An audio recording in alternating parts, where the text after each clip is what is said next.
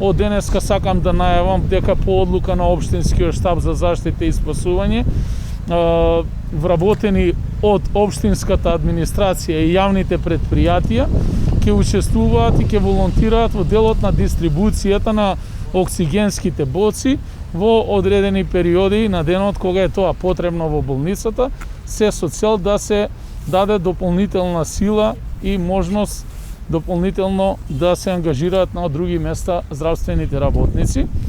Во оваа прилика ќе дадеме една скромна донација од страна на општината до болницата. Тоа се заштитни одела и заштитни визири кои што ќе се користат во делот на лекување на ковид болните пациенти.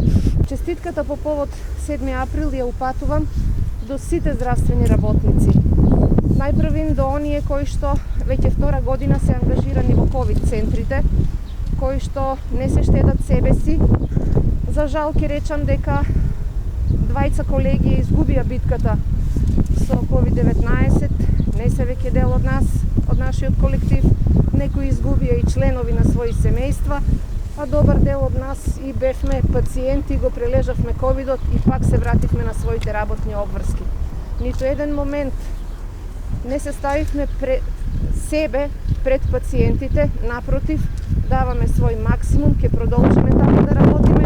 Мислам дека и пациентите ја препознаваат нашата желба да секој што ќе влезе овде, излезе оздравен, со еден поинаков, се надевам, по-позитивен поглед на животот и на вредностите што доброто здравје ги носи за секој од нас.